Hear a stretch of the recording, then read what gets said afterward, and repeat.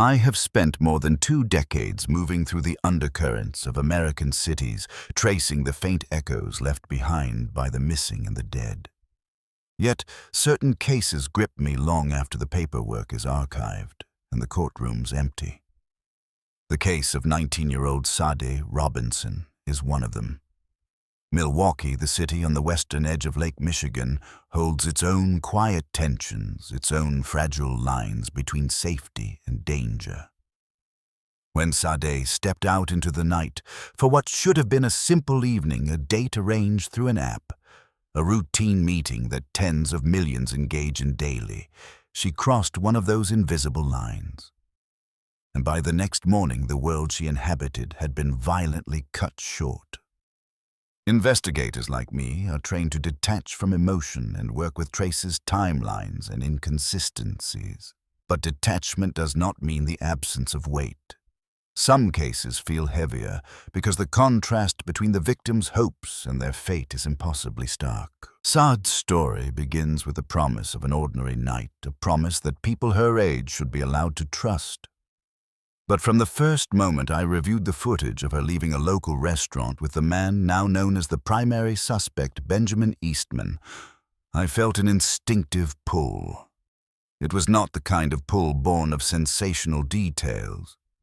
It was the recognition of a pattern I have seen too many times, a young woman stepping into the company of someone who did not view her as a person, but as an opportunity. On the night of April 2nd, the camera outside the restaurant captured Sade walking beside Eastman. Her posture was relaxed, her expression unreadable but calm. Eastman walked half a step ahead, a subtle choreography I have learned to interpret. Men who intend harm often project a certain silent claim over the space around them. They guide, they lead, they usher even when the person beside them believes the evening is mutual. When I watched the video, I paused it frame by frame. A detective's work often begins in the stillness between seconds. And in those frames, I saw the first hints of a dynamic that would shape the events of the next few hours. Sade's phone would go silent later that night. I have examined thousands of device logs in my career, and in their abrupt gaps, I often see the moment when control shifts. Phones do not die cleanly in the middle of conversations or after predictable battery decline. They vanish from the network when the person holding them is no longer allowed to place a call or send a text. The digital silence that followed Sade's last documented activity became one of the earliest indicators that the night had fractured in a way she could not recover from. The 90-minute gap in Eastman's timeline became my first anchor point. When someone is last seen with a missing woman and their record of activity abruptly disappears, that void becomes as significant as any physical evidence later recovered. The darkness in the timeline is rarely empty. It is usually filled with actions that are not spoken about, not confessed to, not intended to be recorded. As I reconstructed his movements, the pattern became unmistakable. His route isolated roads and sudden absence of communication. The chronology of violence. In the early hours of the next morning, long before the city was awake, a call came into the local police about a burned vehicle. A car engulfed in fire does not immediately signify a homicide. Sometimes a car fire is just a car fire. But when the vehicle was identified as belonging to Sade Robinson, it was no longer a neutral fact. It was a statement. Fire is one of the oldest tools used by the guilty. It destroys fibers, smudges prints, incinerates traces of blood, erases the unplanned marks left behind by panic. But fire also reveals intention. Someone wanted everything inside that vehicle to disappear. When I visited the scene later that morning, the ashes were still warm. The remains of the car sat warped in a way that almost looked skeletal. Melted metal, shattered glass, the faint smell of accelerant lingering even after the flames had been extinguished.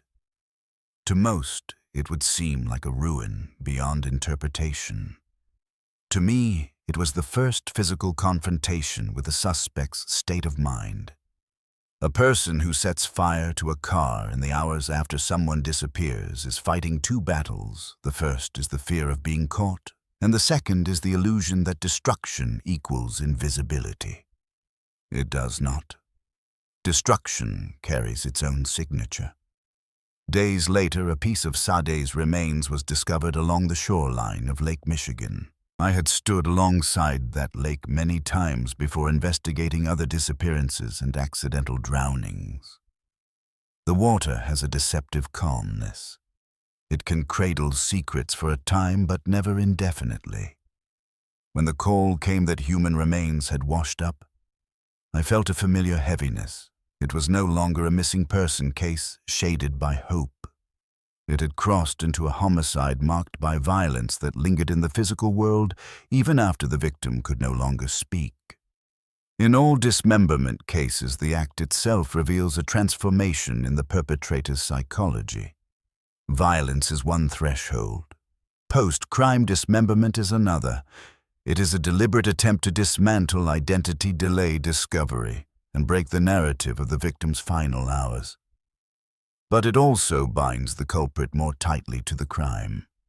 No one arrives at such actions without already having crossed several internal lines. As I reviewed the autopsy notes and evaluated the geographical pattern of where the remains surfaced, the suspect's choices began forming a map of panic, fear, and distorted logic. Milwaukee streets, industrial zones, and lakefronts blend into a network of spaces where people believe they can hide what they should not have done. But movements leave shadows, and shadows can be traced.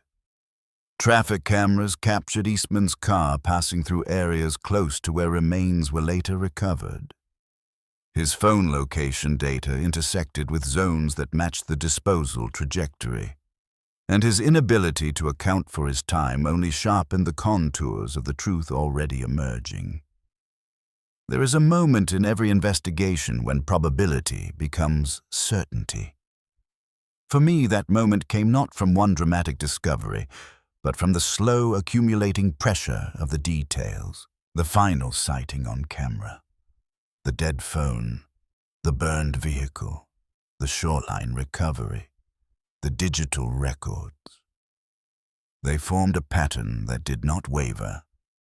Each piece of evidence aligned with the narrative of a single night when the suspect gained control and the victim lost it. People often believe a killer's defining moment is the act of violence itself, but in my experience, their true reveal occurs in what they do afterward. Eastman's behaviors after Sade's disappearance showed a man not grappling with shock or confusion, but with the urgent need to conceal. His steps were not those of someone desperate to help find a missing woman. They were the steps of someone orbiting the edges of panic, making decisions that only deepened his involvement. Every homicide investigation carries a silent question. When did the victim realize what was happening? I cannot answer that for Sade with certainty. The only thing I know is that her final hours were marked by a break in trust that should never have existed. She entered that night expecting conversation, connection, maybe even possibility.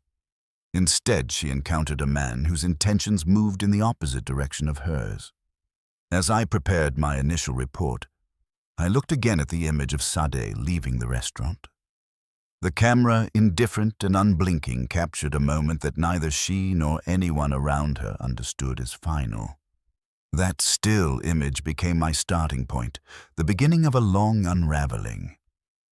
The truth about violent nights is that they rarely start as storms.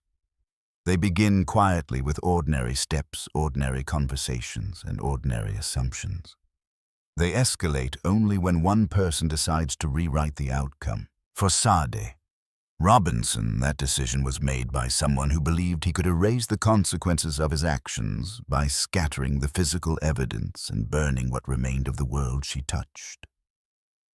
He was wrong, and what happened in those unseen 90 minutes is what I intend to uncover fully.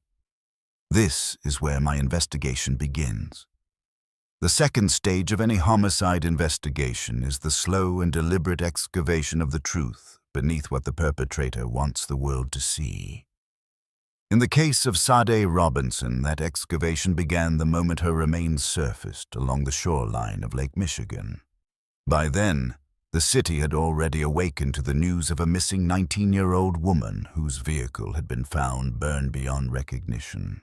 But discovery is never a single moment. It is an accumulation. And as I stepped deeper into the details of this case, I understood that the shoreline was not merely where the investigation turned. It was where the perpetrator's illusion of control fractured. There is a rhythm to these cases, a tempo that builds as the evidence reveals not only what happened, but what the perpetrator believed he could hide. When I saw the first media alerts, they lacked the details I already knew. The public heard that a body part had washed ashore. They did not yet know the identity or the significance behind the location. But for me, that location was a signal. Bodies do not disperse themselves. They are placed, deposited, and released by hands, trying to rewrite reality. And reality is stubborn. I remember standing by the lake that morning. The sky had a washed-out grayness that blurred the horizon, making water and air indistinguishable. The waves moved with a slow insistence, as if repeating a truth no one wanted to hear.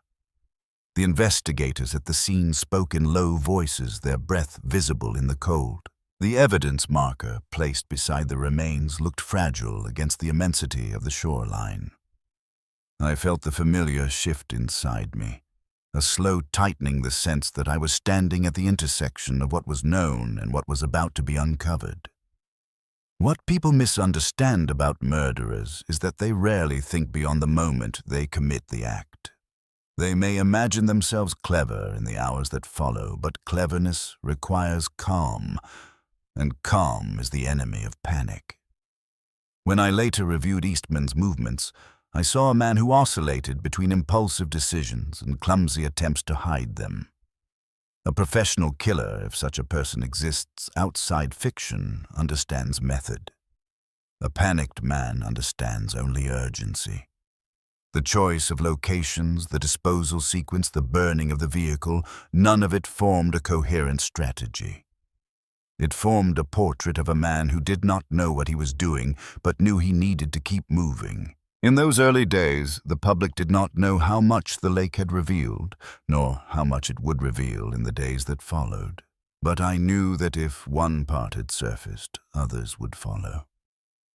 I briefed my team to prepare for additional discoveries, not because of cynicism, but because of the patterns I had already seen in hundreds of cases. Water rarely keeps secrets for long, especially when the disposal was hurried. And this disposal was desperation manifest. When identifying remains, the process is both clinical and deeply human. It involves matching tissue to records, confirming distinctions that cannot be mistaken, and reconstructing a life that was violently disrupted. As I reviewed the preliminary autopsy information, I felt again the weight of the responsibility placed on investigators. A victim's silence becomes our voice. A victim's absence becomes our mandate.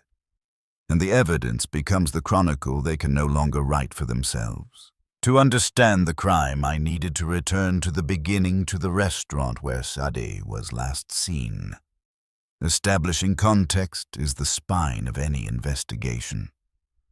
The restaurant itself was unremarkable, the kind of place people visit after work or on quiet evenings when conversation matters more than the food. When I arrived to review the full security footage, the staff had already been interviewed, but interviews rarely capture the nuance. Look for. I watched the footage from inside first. Sade entered alone. She checked her phone briefly, then scanned the room.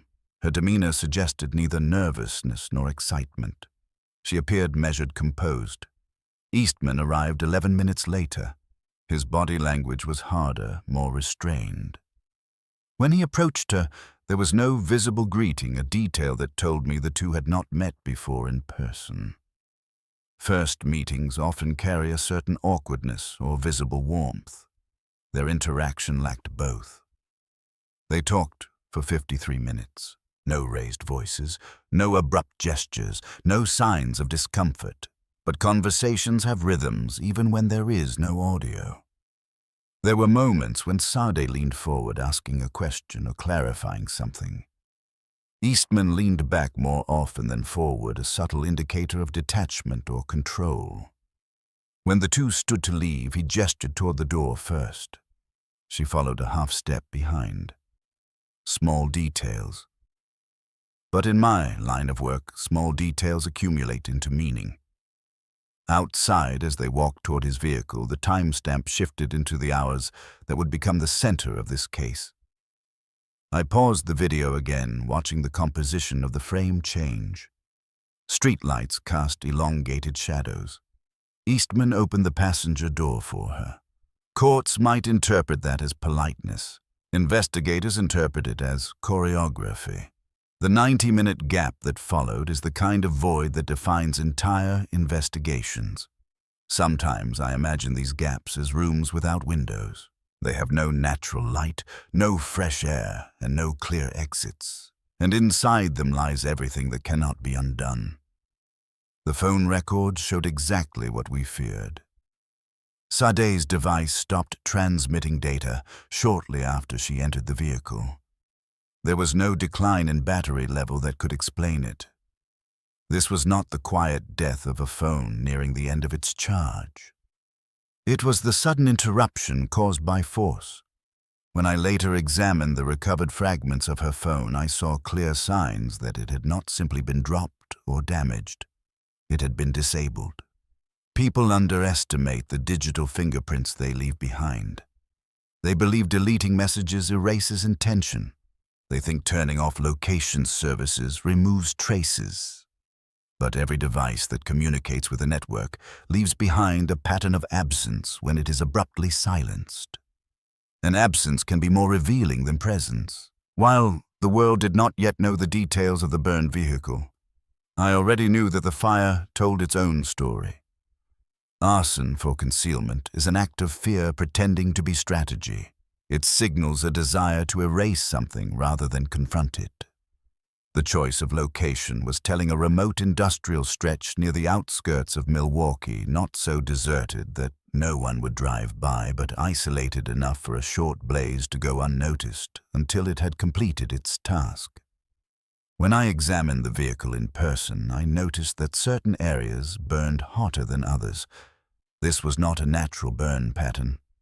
It reflected the application of an accelerant across surfaces where evidence would have been most concentrated: the doors, the seats, the center console. A person trying to destroy evidence does not think like an investigator. They think like someone trying to outrun a clock. Yet in their rush they often leave behind more clues than they eliminate. I contacted fire analysts to compare burn patterns, chemical residues, and ignition points. The results confirmed what I already suspected: the fire had been intentionally set, and it was done with minimal expertise. The accelerant was common, the ignition point obvious, the burn incomplete in certain areas. Evidence always resists total destruction even when the guilty believe otherwise. As the investigation widened, I revisited the route Eastman had taken that night. Traffic cameras became artists of unintended testimony. They captured fragments of movement that could be assembled into a timeline. A turn onto a deserted road, a sudden change of speed, a momentary stop near a clearing. Each image added shape to the void until the 90 minutes no longer felt empty. The shoreline discoveries that followed were not surprises. They were confirmations. Each day brought new calls from individuals who had found something unusual along the lake. Each new discovery tightened the circle. With each confirmation came the growing understanding that Sade's final hours had been marked not only by violence, but by the frantic attempts of a man who believed distance and water could dissolve accountability. Investigating homicide is not merely about identifying the perpetrator. It is about understanding the mind that chose violence. And in this case, the mind was not sophisticated. It was primitive, reactive, and driven by impulses that escalated past the point of return. When I examined the timeline, the gaps, the inconsistencies, and the failed attempts at concealment, I saw the outline of a man who unraveled under pressure. People often ask whether killers show remorse. In my experience, remorse is not found in their actions, but in their absences. A man who does not report a missing woman he was last seen with. A man who does not assist in the search. A man who deletes messages instead of asking questions. Remorse is not a thing that hides. It does not exist in this case. As additional digital evidence arrived from forensic analysts, I examined metadata GPS logs and the subtle signatures phones leave behind when they re-enter networks. Eastman's device had crossed paths with several disposal sites. Each time the timestamp aligned with intervals after the last sighting of Sade. He had driven through areas that now held answers he never intended the world to find. When I wrote my second field report, I described the suspect's behavior as a pattern of escalating concealment consistent with guilt rather than confusion. The language in these reports must be precise, but beneath the precision lies the simplest truth. The story he tried to hide was already revealing itself. As the sun set over Milwaukee that evening, I stood on a ridge overlooking the lake. The investigation was no longer a search. It was a reconstruction, and reconstructions have a way of speaking louder than confessions. The truth was forming, and it was only the beginning. There comes a point in every investigation when the weight of evidence begins to press inward from all sides, narrowing possibilities, collapsing speculation, and turning a once wide field of inquiry into a single unforgiving path. By the time the third day of the investigation arrived, the case of Sade Robinson had shifted from a search for explanation to an examination of inevitability. What remained was not a question of whether a crime had occurred, but how precisely it had unfolded, and how far the perpetrator believed he could stretch the boundaries of deception. Each new fragment of information pressed the timeline tighter, and my role was to read its contours until the truth emerged with clarity sharp enough to cut. I spent that morning in one of the forensic labs downtown, a place humming with a measured precision that always steadied me. Forensic scientists are not dramatized magicians conjuring secrets from thin air. They are methodical archivists of the microscopic working to extract meaning from what a perpetrator tried and failed to erase. The remnants of Sade's phone lay in a shallow stainless steel tray, charred and fractured. The last minutes of her device had been reconstructed through partial metadata network pings and the ghost signatures left behind when a phone is manually disabled. The findings were inevitable. Her device had not died naturally. Someone had intervened, and that intervention had occurred within minutes of her last known movement. Devices speak even when broken. They carry timestamps with a stubborn loyalty to truth. They record proximity to cell towers, attempts to reconnect, and last location fragments that can be stitched together even when most of the hardware is destroyed. As I reviewed the lab report, I noted the exact moment the device stopped broadcasting. It aligned almost perfectly with the period after Sade entered Eastman's vehicle. The silence her phone emitted was not the silence of battery decline. It was the silence of force. These details mattered not only for reconstructing the crime, but for understanding the suspect's mindset. The disabling of the phone was too swift to be accidental. It suggested an early shift in Eastman's intentions, a pivot from routine social interaction to something controlled, imposed, and ultimately lethal. While the public still clung to the hope that Sade might somehow be alive, the digital evidence told a different story. It revealed a decisive moment, one that a perpetrator cannot hide from despite his attempts to burn the physical traces. Later that afternoon, I revisited the evidence board at the precinct. Maps, timestamps, photographs, and excerpts from interviews framed the board like a mosaic, waiting for its final pieces. I stood there in silence, letting the patterns settle into place. With each passing hour, Eastman's world grew smaller, collapsing inward under the weight of his own movements. He had been recorded leaving the restaurant with Sade. His phone had traveled along a route matching the earliest disposal sites. His vehicle had entered areas where cameras captured only silhouettes and shadows, but shadows are still evidence. And the 90-minute void continued to define the center of gravity in the investigation. It was during that period that I received a call from a shoreline maintenance worker who reported finding another piece of remains. News like that is always delivered with hesitance, as if words can make the discovery less horrific. But every new fragment strengthened the investigative trajectory. I made the drive back to the lake, letting the stillness of the water fill the spaces that the investigation could not yet fully articulate. I knew the geography well by then. The wind had picked up, carrying the damp scent of early spring. Lake Michigan seemed calm, but beneath that quiet was a constant motion, a rhythm of returning rather than keeping. When I arrived at the new discovery site, I surveyed the area with the practiced detachment necessary for these scenes. The investigators had already marked the perimeter. Their gloved hands moved carefully, their expressions neutral. But I saw the shift in their posture. They too understood what this meant. The dispersal pattern was consistent. The distance between discovery sites was shrinking.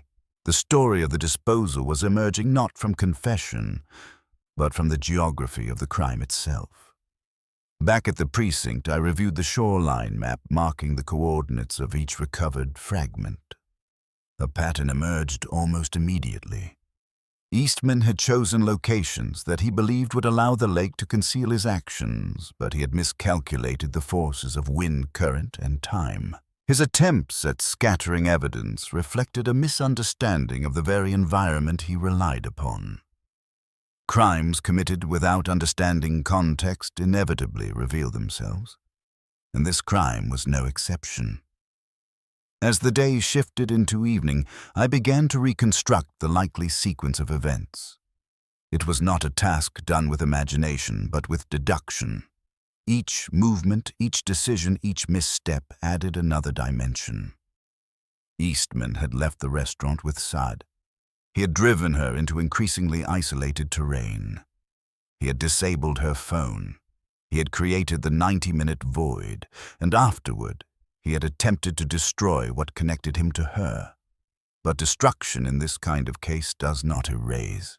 It outlines. In the midst of this reconstruction, I thought about what Sade might have experienced. Investigators are taught not to dwell on the emotional landscape of a crime, but it is impossible to completely detach from the humanity at stake. She was 19. She walked into that evening expecting nothing more than conversation, perhaps connection. The danger she encountered was not one she chose. It was one imposed upon her with escalating inevitability. The psychological trajectory of the perpetrator also became clearer. Panic, not calculation, defined his choices. People often imagine killers as masterminds.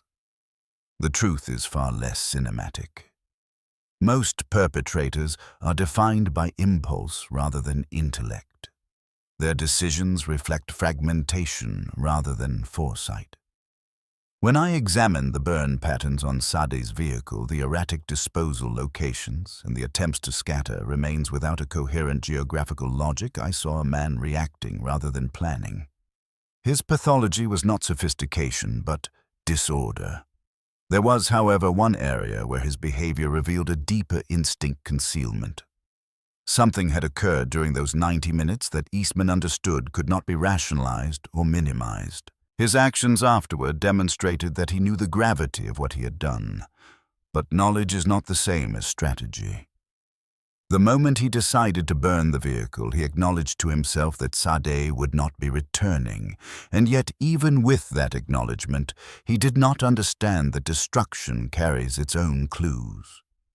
Forensics later confirmed that the accelerant used on the vehicle was something common, inexpensive, and easily identifiable. His hands had left traces on the very object he set on fire. His work lacked the precision of someone who understood how flames behave. He had underestimated both the science and the persistence of evidence. Night settled over Milwaukee. As I continued my reconstruction, tracing the route from the restaurant to the remote stretches of the city where his vehicle had been detected by traffic systems, it became clear that Eastman had followed no structured plan. His movements were scattered, his driving inconsistent, his timing erratic. He had acted in the moment, driven by fear and urgency. But fear leaves footprints. Urgency leaves timestamps. I sat at my desk and reviewed the digital report once more. The sequences were damning. Eastman's phone had pinged near every major disposal site. His car had been recorded passing key intersections. His silence after Sade's disappearance was stark. He had not reported her missing. He had not expressed concern. He had erased traces rather than seek answers. These actions were not those of an innocent man caught in misunderstanding. They were the hallmark of guilt layered over fear. What had happened during those 90 minutes was slowly revealing itself, not through confession, but through evidence speaking in the only language it knows: consistency. And consistency was becoming Eastman's downfall. Late that night, as the precinct emptied and the ambient noise fell to a low hum, I returned once more to the details of the shoreline discoveries. I traced the arc of the lake's currents, the wind patterns during the nights in question, and the likely disposal points based on the distances between discoveries. Every line pointed back to Eastman. Every calculation narrowed the window of action. Every hour brought us closer to reconstructing the exact sequence he had taken to try to bury the truth. But truth, even when submerged, rises. The third stage of the investigation was now complete. The narrative was closing in, and the man who believed he could scatter a story across water was about to learn that water remembers. By the fourth phase of the investigation, the question was no longer who had committed the crime, but how to illuminate every step the perpetrator believed he had concealed. Investigations do not end when a suspect is identified. They end when the logic of the crime is reconstructed so clearly that even the perpetrator's silence cannot stand against it. I approached this stage with the same cold precision that had carried me through previous homicides, but this case carried an added weight. The patterns were unmistakable, the evidence converging, and yet I felt the lingering presence of unanswered questions that demanded resolution before any courtroom could receive the truth. That morning began in the interrogation wing of the precinct. The room is a study in psychological architecture, stark, controlled, devoid of distraction. A table, 2 chairs, and the hum of fluorescent lighting serve as the stage for a confrontation that is never theatrical, but always consequential. I had not yet spoken to Eastman directly. His apprehension had followed the escalation of findings, but I requested time to prepare before entering the room with him. Interrogations are not battles of intimidation. They are tests of fracture. You do not force the truth from a suspect. You watch for where their story breaks under its own contradictions. Before entering the room, I reviewed the compiled evidence once more. The videos, the digital logs, the burn analysis, the shoreline, findings, the reconstructed timeline. Every detail formed a corridor, leading back to the same 70 yards of isolated road, where the 90-minute void likely began. It is one thing to know the truth as an investigator. It is another to walk a suspect into the architecture of their own unraveling. When I finally stepped into the interrogation room, Eastman sat with an expression that hovered somewhere between defensiveness and exhaustion. His posture was controlled, but control is an illusion that rarely lasts. I introduced myself not with ceremony, but with the practiced neutrality that allows a suspect to reveal more than they intend. He looked at me for a long moment, as if measuring his ability to navigate the conversation. I had no interest in posturing. I wanted to observe him in silence before any words touched the air between us. We began with the facts he was willing to acknowledge. Yes, he had met Sade that night. Yes, they had spoken at the restaurant. Yes, she had gotten into his vehicle afterward. His tone remained steady, his eyes fixed on a point just beyond my shoulder, as if refusing to anchor himself in the moment. But when I asked him about the 90-minute gap, the veneer shifted. He paused, recalibrated, and then offered a vague explanation of driving around the outskirts of the city to talk, claiming that Sade had wanted privacy. His voice carried hesitation beneath the surface. The lie was not surprising. It was the manner in which he lied that interested me. I let the silence stretch. Silence is one of the most powerful tools in interrogation. A guilty man fears silence more than questions, because silence requires him to sit with the truth he is trying to evade. After a moment, he cleared his throat and added another detail, one that did not align with the first. The contradiction was small but critical. When people fabricate their stories, do not grow stronger with elaboration. They fracture. I shifted the conversation to the burned vehicle. His jaw tensed.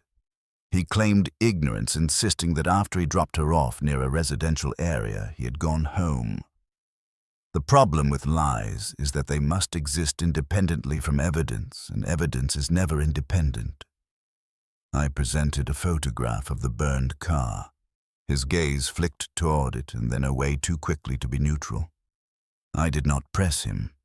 Instead, I asked why he had not reported Sade missing when he saw the news.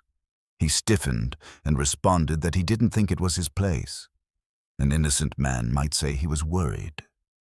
A guilty man defaults to distance. The interrogation itself was not the turning point. It rarely is.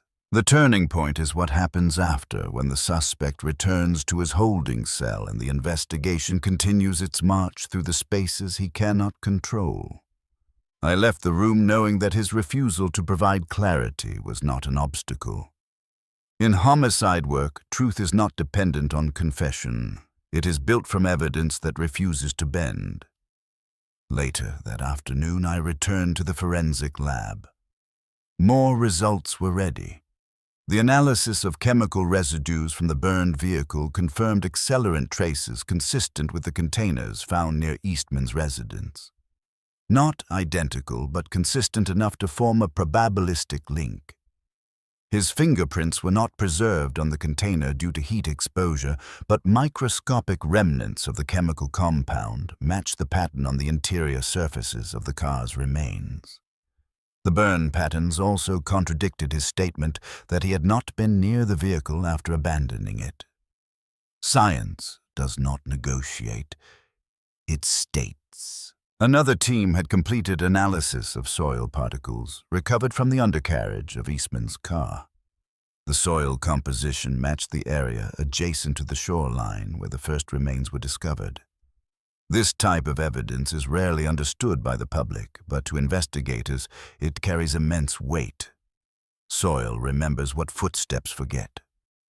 When a car travels through terrain with a unique chemical makeup, the particles adhere to its structure, leaving behind a trail that cannot be cleaned away entirely. The match was strong enough to place his vehicle at the disposal site within the likely window of occurrence. As the evidence solidified, I found myself thinking of the patterns long before any legal proceeding began. Criminal behavior is not solely defined by physical actions. It is shaped by the psychological fractures beneath them. The more we learned about Eastman's movements, the more the narrative aligned with a man who had crossed a boundary he could not retreat from. His attempts at concealment spoke of panic but also of self-preservation, shaped by an understanding of the gravity of what he had done. Panic does not eliminate guilt. It illuminates it. The shoreline discoveries continued to shape the timeline. Each fragment added to the geographical reconstruction of the disposal process. I revisited the map again, marking the evolving pattern as if tracing the trajectory of a storm. The distances between discoveries were consistent with secondary drift rather than primary disposal. This meant that the disposal itself had occurred within a relatively narrow stretch of isolated terrain. He had not scattered the remains randomly. He had been reacting to time, not strategy. As the day progressed, I spoke with additional forensic interviewers who had reviewed Eastman's statements. Their analysis aligned with my own. His speech patterns changed when confronted with time-specific questions. His breathing shifted when the topic approached the shoreline. His answers grew vague when pressed about the vehicle's whereabouts. He exhibited signs of cognitive stress consistent with deception. None of this would be used as formal evidence, but in investigations, behavioral indicators act as silent guides. That night, I reopened the files documenting the early hours of April 3rd. The burned vehicle, the shoreline discovery, the digital silence, the reconstructed drift model, the soil analysis, the accelerant match. Each line of documentation formed a thread in the tapestry of truth.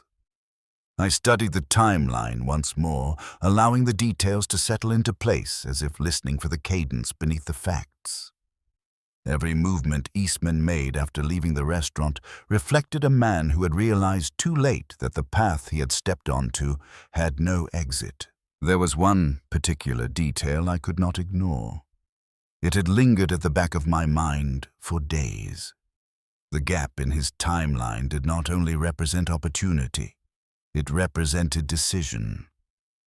In the span of 90 minutes, he had moved from interaction to violence, from violence to concealment, and from concealment to destruction.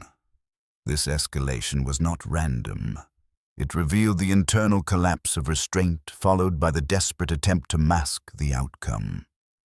Investigations are not emotional, though they require deep human sensitivity.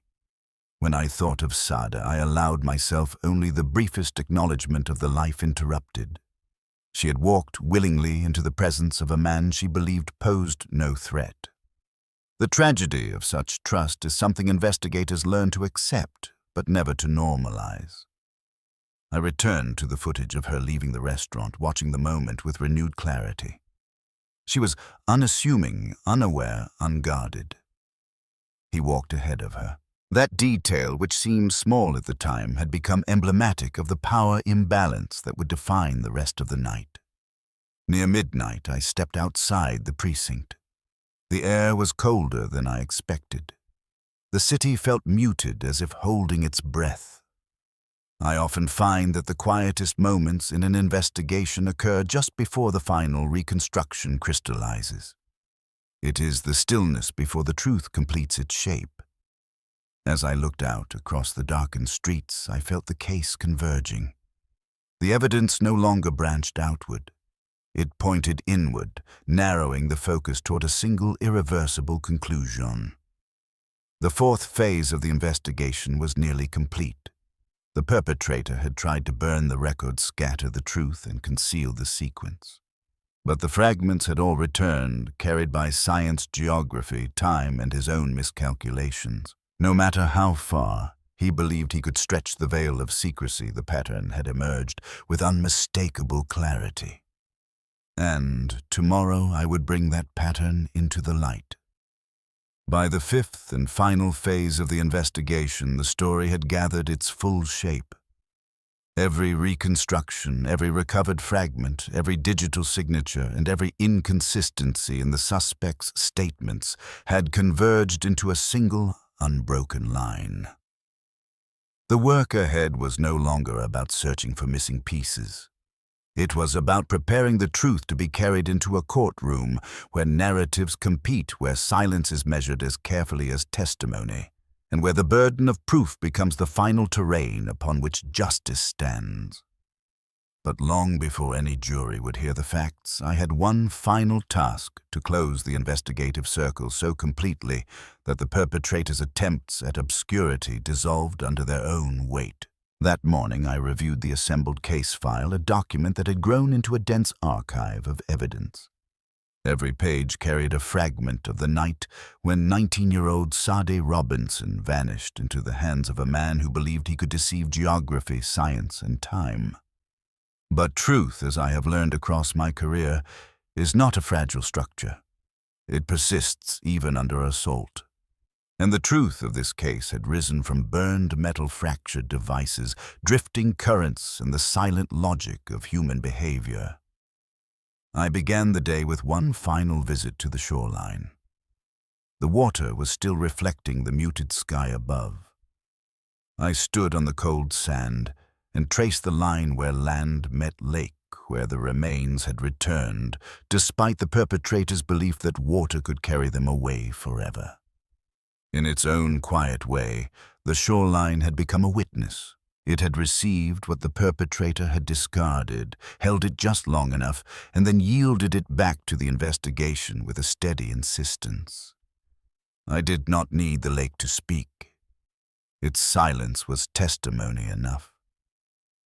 Before leaving the site, I closed my eyes briefly and allowed myself the smallest acknowledgement of what had been lost.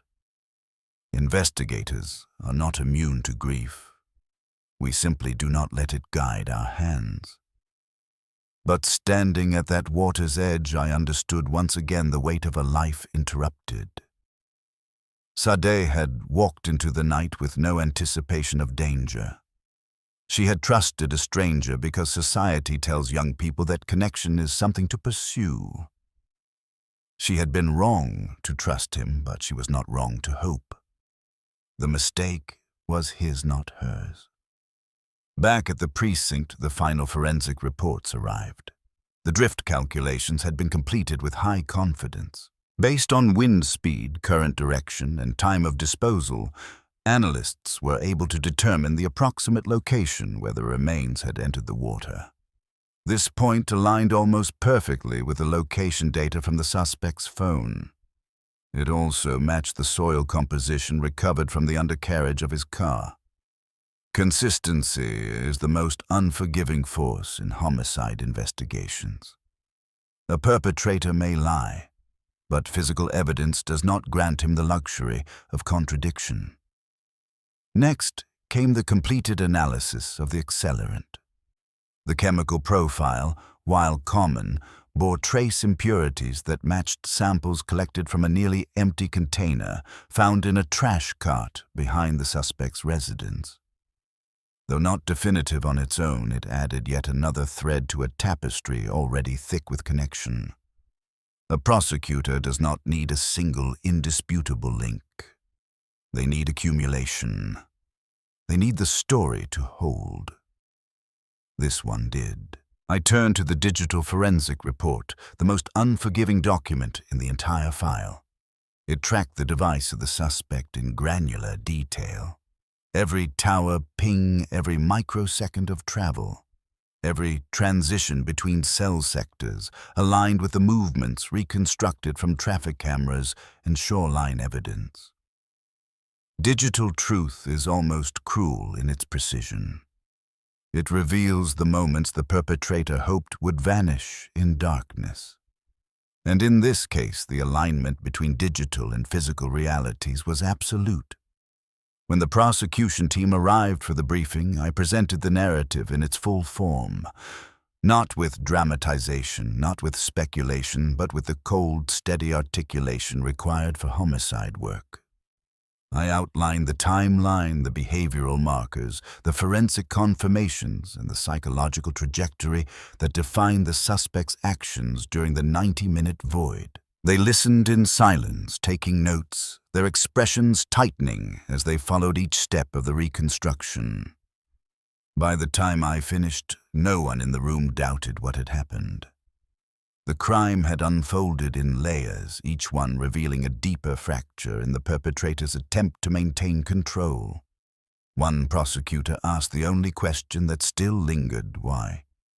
It is the question at the center of every homicide. It is also the one that yields the least satisfying answer. I did not offer speculation. I told them what the evidence supported. Something during the interaction had escalated beyond the suspect's ability to manage. Something had been said or not said that triggered the collapse of restraint. Violence was not premeditated. It was opportunistic. The aftermath, however, was steeped in deliberate concealment. Panic does not negate intent. It magnifies it.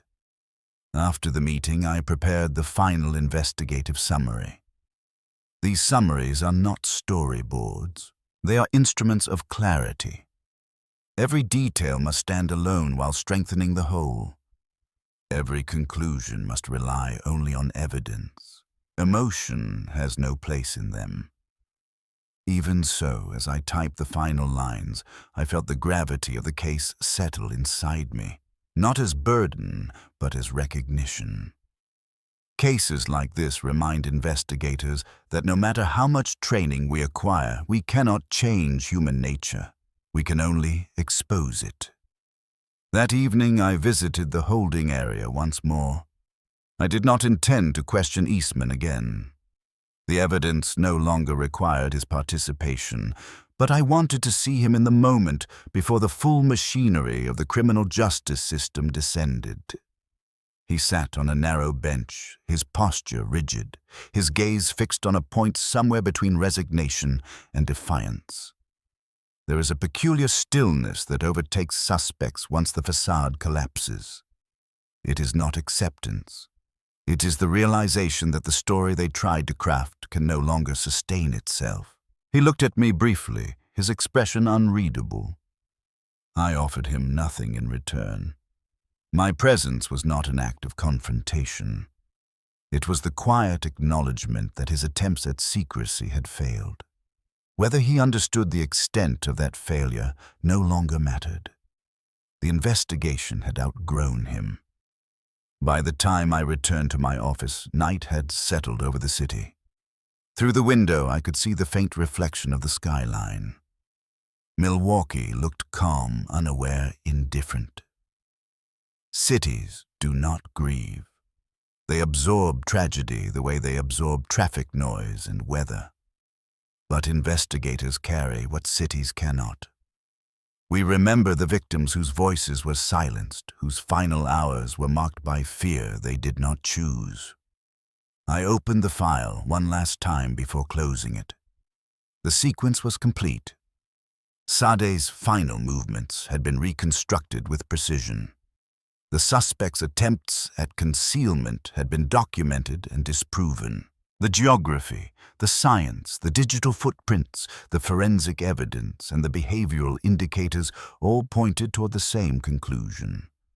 The truth no longer needed discovery, it only needed presentation. Before I turned off the lights, I allowed myself one final reflection. Justice is not a clean or comforting process. It is often slow, procedural, and burdened by rules that sometimes seem inadequate compared to the weight of human loss. But justice at its core is the act of refusing to let truth be erased. Investigators do not restore lives. We cannot undo violence. But we can ensure that the story does not end in darkness. The shoreline had returned its testimony. The evidence had spoken.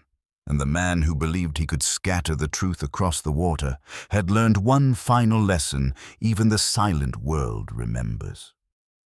This was the end of the investigation, and tomorrow the case would be carried into a courtroom where truth at last would stand.